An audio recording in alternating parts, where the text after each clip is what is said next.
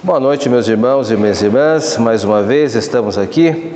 Hoje, dia 8 de dezembro de 2021. O Senhor tem nos dado graça de continuarmos aqui estudando a sua palavra com o tema sobre idolatria.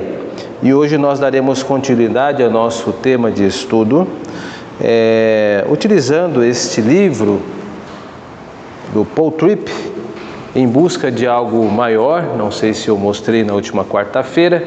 Nós estamos utilizando como um roteiro de estudos e selecionando parte dos seus argumentos. É um livro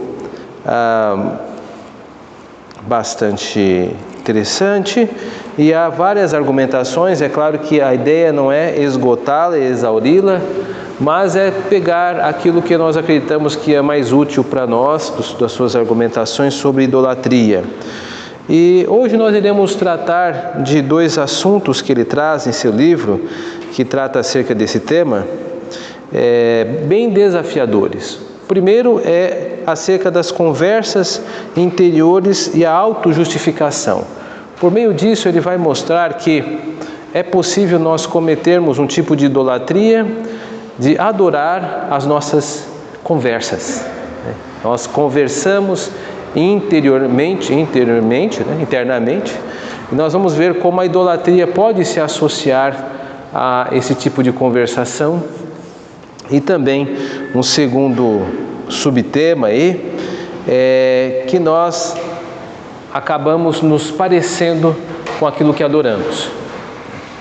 Esse tema ele é visitado em um livro de outro autor, que tem por título Você é o que você adora, né? Esse é um título de um livro diferente, mas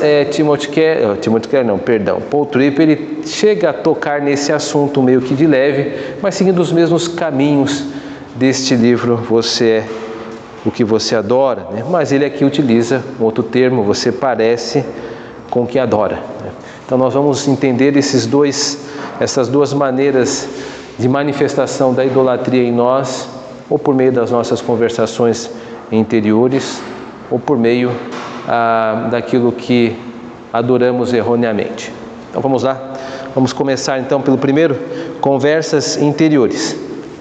Como vimos anteriormente, a Bíblia fala de diversos reinos, nós vimos isso no estudo passado, ao reino de Deus, ao reino do maligno e também o reino dos homens. Homens entendido aqui com um tom genérico, né, de humanidade, como aquela de Babel, que a humanidade uniu-se para construir uma grande torre. Mas além desses reinos, existe dentro de cada um de nós o desejo de impor nossa própria vontade, nossa própria moralidade, seguir nossos próprios caminhos. Moralidade, entenda-se, é aquilo que nós julgamos certo ou errado. Isto é algo moral, é um julgamento de moralidade. Assim, cada pecador possui o desejo de impor-se a tudo e a todos, como uma espécie de mini monarca. Isso é o que Tripp está chamando de justiça própria ou autojustiça de nossos pequenos reinos. A ideia de pequenos reinos é algo que ele desenvolve neste livro, Em Busca de Algo Maior, e a ideia de que cada um de nós possui um pequeno reino. Então existe o reino do Cláudio, o reino da Stephanie, o reino do Wilson, e para que nós venhamos adentrar estes reinos, existem algumas regras que esses irmãos acabam colocando para aqueles com quais irão manter-se relações diplomáticas, por assim dizer, né? Mas a ideia que Paul Tripp trabalha aqui é esta, né? De que cada um de nós tem um pequeno reino, e acaba agindo como um pequeno monarca. E a ideia é que nós nos desprendamos desse nosso pequeno reino e nos unamos ao reino do grande monarca Cristo, o nosso Senhor. Então vamos ver um item deste livro que eu trago aqui na íntegra, que está na página 66, onde ele trata deste pequeno reino no aspecto da sua autojustiça. Eu vou ler. Autojustiça. Só quando eu visualizo a santidade e glória de Deus é que sou capaz de me ver com precisão. A autojustiça me cega para a realidade de quem sou e tende a tornar-me muito mais consciente do pecado dos outros do que do meu. Eu vou ficar zangado com os outros, não por causa do pecado, mas porque o seu pecado fica no caminho daquilo que estou convencido que preciso. Como ninguém é mais influente na minha vida do que eu, e ninguém fala comigo mais do que eu, o que digo a mim mesmo, a meu respeito, é muito importante. O pequeno reino sendo mais dominado pela minha conversação interna do que pela revelação de Deus, nem encoraja uma visão pessoal humilde e precisa. Esta contribuição de Tripper é fantástica, porque ele toca em algo que nos é muito familiar, que é esta conversação interna. Nós estamos sempre conversando conosco mesmo. Vez por outras vezes podemos até falar conosco em voz audível, né? E aí, se o seu cônjuge pegar, você está perdido, né? Você está ficando louco, está ficando louca. Não, eu estou orando, eu estou pensando alto, eu estou conversando com os meus botões. Nós temos essa prática da conversação interna, né, onde nós apresentamos ou vocalizamos os nossos pensamentos. E Paul Tripp aqui toca num aspecto de que por vezes damos mais atenção a essas conversações do que a revelação. E aí que está o mote da idolatria. Eu não posso me ater tanto às minhas conversações do que aquilo que as Escrituras estabelecem. Continuemos. Paremos por um momento para refletirmos sobre essa informação. E Tripp afirma que há um antagonismo entre nossa conversação interna e a revelação de Deus. Para entendermos um pouco a gravidade dessa disputa, é necessário jogar luz sobre o que significam esses dois termos. Primeiro, a revelação é a Bíblia. Precisamos deixar isso bem claro. É a palavra de Deus. Agora, o segundo termo, conversação interna, é que precisa ser melhor esclarecido. Então vamos ver aqui o que é conversação interna, né? Nós temos uma conversação bem agitada dentro de nós, como eu disse, e existem vários textos bíblicos que apresentam essas personagens bíblicas lidando com seus diálogos internos. Eu trouxe aqui apenas 3. Por exemplo, Esaú, isso está em Gênesis no capítulo 27, 41. Passou Esaú a odiar a Jacó por causa da bênção com que seu pai o tinha abençoado, e disse consigo: vem próximos os dias de luto por meu pai, então matarei a Jacó, meu irmão. Para quem que ele disse isso? Para ele mesmo. Disse para si mesmo. Quem nos informa isso é o narrador onisciente do texto, né? Ele está dizendo, uma personagem, e ele está dizendo que Esaú está travando um diálogo interno. Olha, meu pai vai morrer logo, e então Jacó, você não perde por esperar. É isto que Esaú está alimentando. Lembram-se da história, né? Da bênção tomada por Jacó, né? Jacó tomando a bênção de Esaú. Há um outro personagem que também conversa internamente, é Moisés. Está lá em Êxodo 3:3. Então disse consigo mesmo: irei para lá e verei essa grande maravilha, porque a sarça não se queima. Veja que interessante esse recorte, né, dessa estupefação de Moisés. É interessante ele mesmo, né, o narrador mostrando essa interioridade da personagem de Moisés, né, ele estupefato, né, por que não está queimando? Terceiro personagem agora do Novo Testamento, a mulher enferma. Porque dizia consigo mesma, isso está lá em Mateus 9:21, se eu apenas lhe tocar a veste, ficarei curada. Veja, ela dizia para si mesma.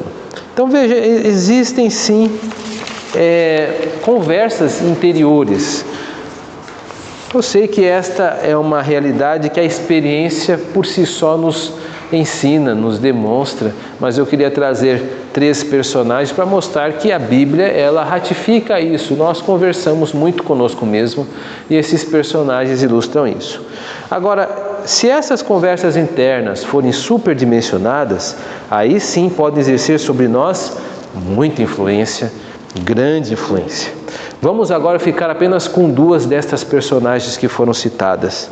Esaú, primeiro, e depois a mulher enferma. Vamos a Esaú. Esaú começou a alimentar um desejo assassino para com Jacó. Esse tipo de procedimento é claramente pecaminoso, contra o 6º mandamento: não matarás. Esaú é o mini monarca atingido por Jacó, e segundo as leis do seu pequeno reino, a atitude de Jacó foi julgada pela Suprema Corte do país de Esaú, e sua pena decidida, a pena capital, uma sentença de morte. Apenas a execução estava com prazo indeterminado até a morte de Isaque. Ou seja, Esaú já havia determinado no seu supremo tribunal: Jacó vai morrer, eu vou matá-lo. O que ele fez não tem perdão e nem ratificação. Agora eu tenho que esperar meu pai morrer primeiro. Este é o Esaú que tomou essa decisão. É interessante, É claro que depois o texto bíblico progride com a história. Esaú envelhece, os anos mudam a sua pessoa, a graça de Deus, e Esaú, quando se encontra com Jacó, não perpetra esse ato, não mata como havia pensado décadas atrás. Mas é interessante que este recorte, este Esaú, que foi suprimido, tirado dele aquilo que ele acreditava que deveria ter, este Esaú, se pudesse naquele momento, mataria Jacó. Então é assim mesmo. Hoje em dia existem tipos de mortes diferentes que a gente pode até impetrar contra alguém. Existe a morte social, Existem pessoas que não falam com outra, Matou aquela pessoa socialmente falando. Não falo com fulano, não falo com ciclano. Isso é um assassinato social, A pessoa baniu, O que fulano fez merece banimento do meu reino. Então não trocarei ações diplomáticas com tal pessoa. Isso é assassinato, isso é quebra do 6º mandamento. Existe também assassinato virtual, Hoje tem aquele banimento das mídias sociais, chamado eufemisticamente, eufemismo é uma suavização, de cancelamento, Então, cancelou-se aquela pessoa, ou seja, aquela pessoa é banida das redes sociais. Não falam mais com ela, não mandam mensagens, não trocam mais nenhum contato. Isso é um assassinato, é uma morte, é banimento também, Então, isso é quebra do 6º mandamento: não matarás virtualmente, não matarás socialmente. Mas a pessoa fez isso como Esaú também o fez na sua mente, em seu coração, impetrando a morte, porque Jacó não foi contra as leis de Deus, Jacó foi contra as leis de Esaú. E quando é assim, irmãos, até contra as leis de Deus a gente pode perdoar, mas quando vai nas leis que não são caras, tadinho da pessoa. Isso é pecado, irmãos, isso não pode acontecer. Eu estou sendo irônico, tá? Então, só para avisar, isso não pode acontecer, mas infelizmente acontece, Alguns reinos, alguns pequenos reinos se engrandecem mais que o reino de Deus. Tolera-se o pecado contra Deus, mas não se tolera o pecado contra a pessoa, Isto é uma idolatria, uma egolatria, é o que Esaú estava praticando. Já o pensamento da mulher enferma apresenta outra natureza. Ela possui seus pensamentos concentrados em Jesus Cristo e, pela sua fé nele, direciona suas ações. Olha que diferente, Embora possa até se dizer que ela se aproximou de Cristo por interesse pessoal, sua cura, que é o que ela desejava, o fato é que, inegavelmente, ela acaba por tornar-se uma espécie de padrão que os cristãos precisam adotar: levar as dores a Cristo. É esse o pensamento de fundo de Tiago, quando ele estimula para aqueles que estão sofrendo que busquem a Deus, busquem em Deus o seu suporte. Diz Tiago, capítulo 5, verso 13: está alguém entre vós sofrendo? Faça oração. Ou seja, a mulher enferma, ela teve uma atitude muito diferente de Esaú. Ela aproximou-se de Cristo, os seus pensamentos estavam voltados em Cristo. Embora ela buscasse uma cura para si, ela construiu no seu coração a fé de que por meio da pessoa bendita de Cristo alcançaria a cura. Olha que diferença do padrão de Esaú para o padrão desta mulher. Ou seja, um pensamento não autocentrado nela mesma, embora ela buscasse a sua cura, mas algo associado a Cristo como grande doador da saúde possível, algo que estava distante de Esaú. Devemos ser cuidadosos e cuidadosas no trato com nossos diálogos internos. Existe muita confusão. Como o Tripp disse, a maior parte do nosso tempo passamos conversando conosco. Quem está com uma folha de papel, corrija aí essa frase. E a tendência é que confundamos nossa ótica pessoal com a verdade de Deus. Nossa ótica pessoal é pecaminosa, corrompida, pecadora. A verdade de Deus, sua palavra, não. Não podemos ter uma ação dogmática em relação a nós, divinizando nossas opiniões e sentimentos. Há apenas um Deus e nós com certeza não somos Ele. Podemos conhecê-lo por meio da palavra de Deus e não por autodescoberta. Isto é importante, meus irmãos. Os nossos pensamentos só vão andar em círculos, em nós mesmos. Nós precisamos pensar os pensamentos da Escritura Sagrada. Então não podemos divinizar os nossos pensamentos ou os nossos sentimentos. Me sinto triste. Então com certeza Deus deve estar triste também. Quem disse? Você é Deus? Estou feliz. Com certeza o universo agora também está feliz. Uau! Você subiu muito agora, né? Então, por quê? Não divinize os seus sentimentos. Isso não quer dizer que seus sentimentos não sejam importantes. Claro que são.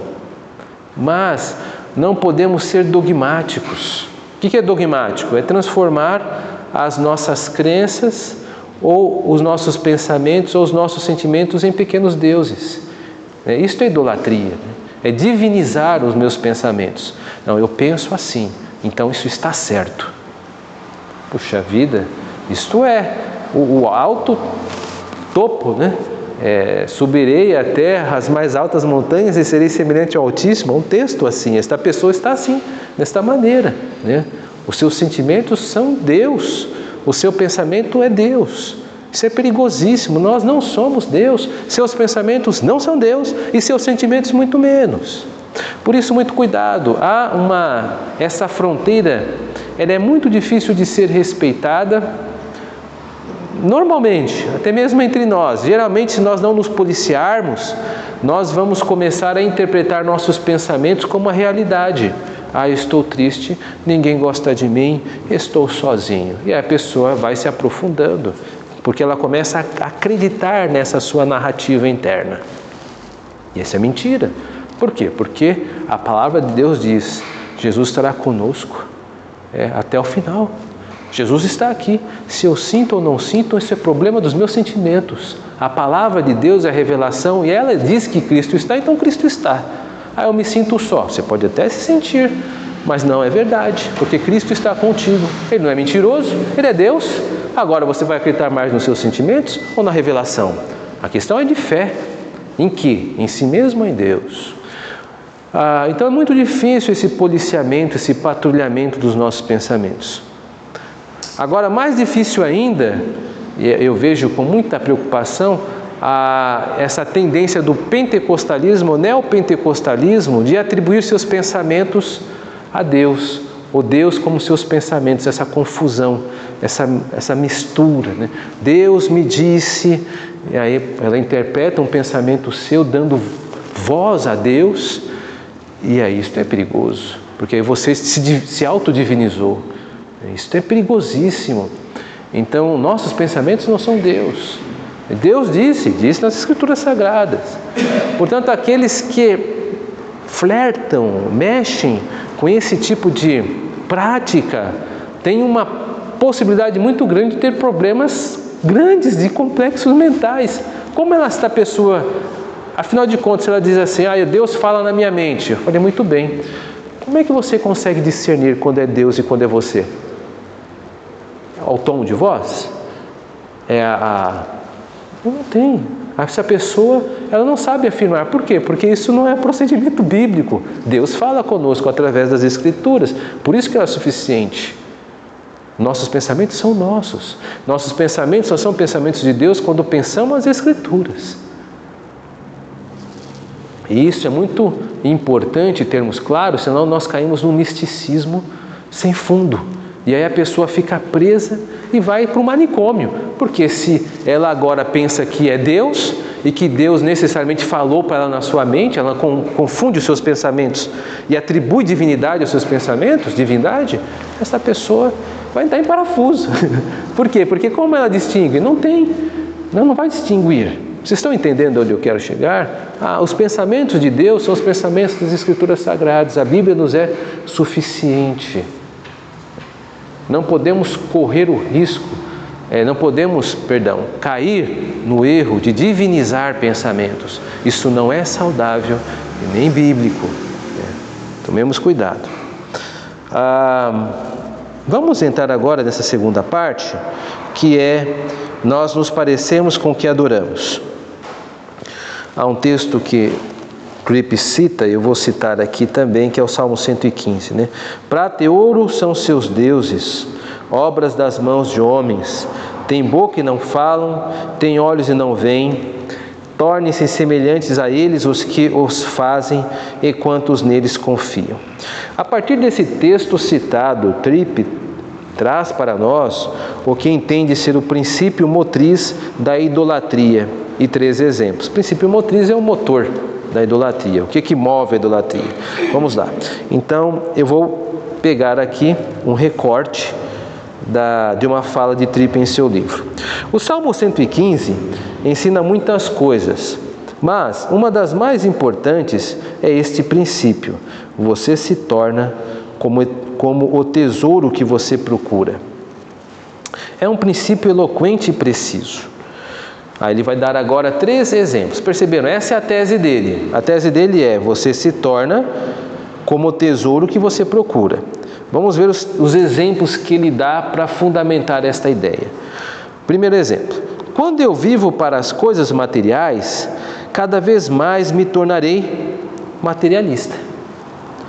Começarei a me preocupar com coisas mais do que com pessoas, tornando-me assim como as coisas que eu almejo. Então veja, o primeiro exemplo é o materialismo.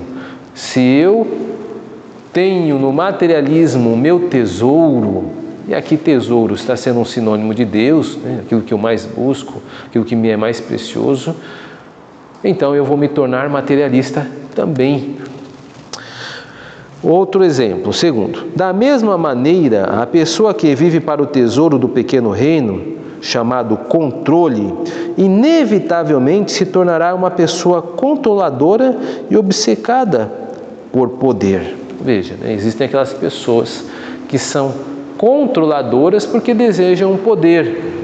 E quanto mais adoram o poder quanto objeto, eu quero ter poder, eu quero ter proeminência, eu quero ter condições de fazer e impor aquilo que eu creio ser certo. Quanto mais essa pessoa deseja esse tipo de tesouro, de ter controle, mais ela ficará parecida, mais buscará isso, mais ficará obcecada.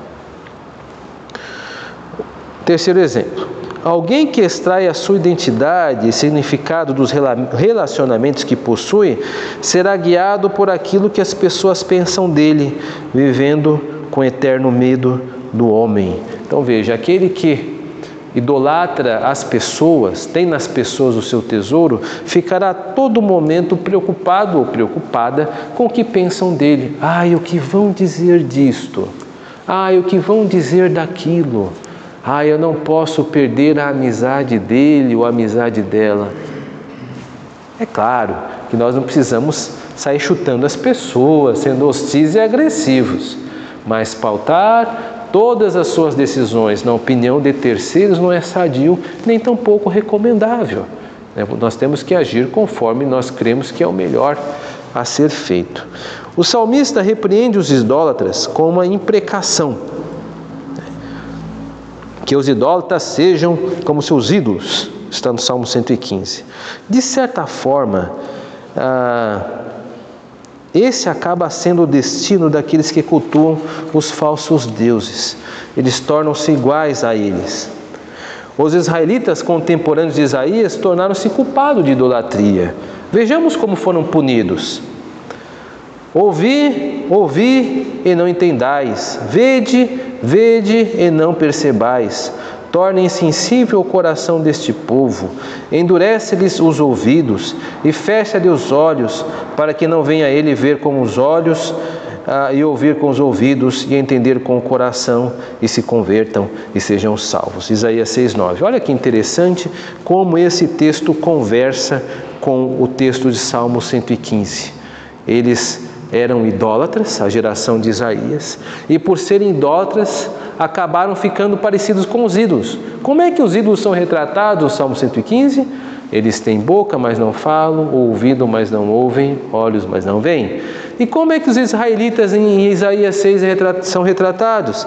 Eles ouvem, mas não atendem, veem, mas não percebem, e o coração fica endurecido, fecham-lhe os olhos. Então veja, aqueles idólatras ficaram parecidos com os seus deuses. Então veja que coisa terrível. Eles ficaram iguais aos falsos deuses. Tem olhos, mas não veem, ouvidos, mas não ouvem. Como os ídolos, Israel veria, mas não escutaria. Veria, mas não poderia compreender a imagem que lhe estava diante dos olhos deles. O materialista é um idólatra. Adora os bens materiais e vê na riqueza o seu ídolo. Está lá em Mateus 6:24, não poder servir a Deus e as riquezas.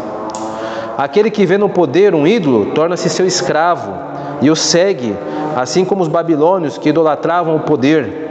Fazem-se culpados estes cujo poder é o seu Deus.